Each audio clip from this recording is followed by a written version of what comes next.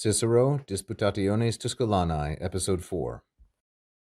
Nam mordres et instituta vitae resque domesticas ac familiaris nos profecto et melius tuemur et lautius, rem verdro publicam nostri maiordres, certe meliordrebus temperdra verdrant et institutis et legibus. As Cicero continues the introduction to his disputation, he's comparing Roman and Greek practices. He says, for mordres. Now, this is going to be masculine plural and accusative, and this will be neuter plural accusative, and then we will have res as a feminine plural accusative. Notice the variety. Each one of these is going to be the objects of tuemur, the object of tuemur. Res is modified by domesticas and by familiaris. This needs to be long because it's third declension, and they are also feminine plural and accusative. Then we have the subject, nos, masculine plural and nominative, referring to the Romans as opposed to the Greeks, who were the acknowledged masters of philosophy. But because Cicero is going to challenge them on their own turf, you might say, he's first going to make these preliminary comments. Nam, for tuemur, we watch over or protect our moral customs and our practices of life, instituta vitae. Vitae is feminine singular genitive.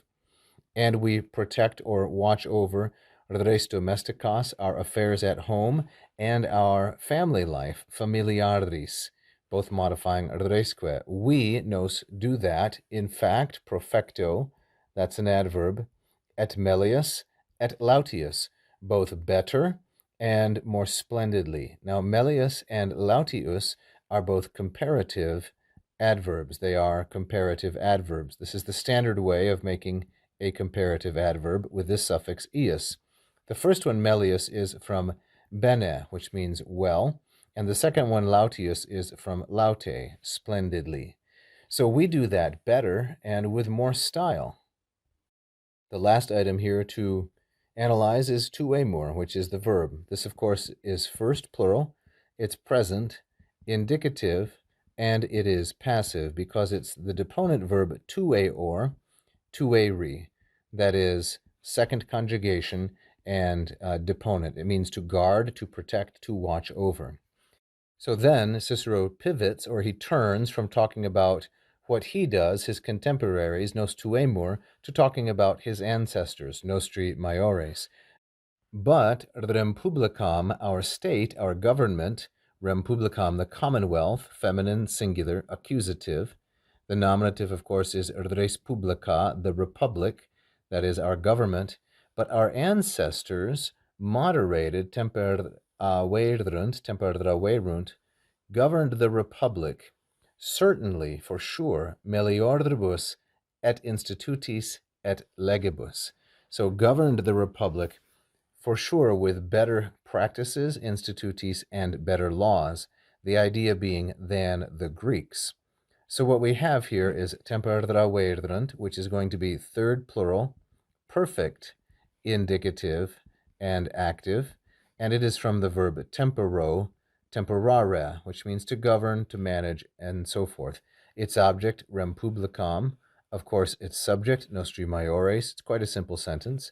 We have the adverb, certe. Notice this is now simply the positive degree of the adverb, not like melius and lautius, which are comparatives. But then Cicero does employ a comparative adjective, melioribus, which is going to be in the neuter, plural, and ablative. Why neuter, plural, and ablative? Because it's modifying institutis, its nearest noun. So institutis, neuter, plural, ablative, but legibus, feminine, plural, and ablative. So I take the nearest adjective, meliordibus, as agreeing with the noun. Or I should say I take the adjective as agreeing with the nearest noun, institutis. As it turns out, the feminine form of melioribus is also melioribus. So we can't really tell what gender is intended, and it doesn't matter. So notice how he uses melius, comparative adverb. Then he uses certe, positive adverb, but a comparative adjective, melioribus, which is cognate with melius, obviously, though they differ by part of speech. What kind of ablatives are these? Institutis et legibus.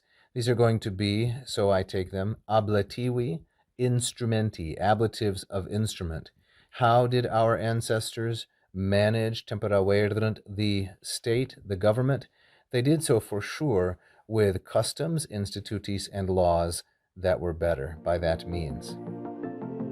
Thank you so much for watching this free video. I hope that you learned a lot about the classical languages and advanced your knowledge and enjoyment. You can help us keep going with this instruction if you like this video and subscribe to the channel. We've had hundreds of thousands of views in the last 9 years, and we would really like to grow our number of subscribers. If you hit the little bell, you will be notified every time we release a brand new free instructional video. You can also check out one of my Latin or Greek courses at LatinPerDiem.com if you'd like to study Latin and Greek with me directly. So keep learning, and vale tote omnes.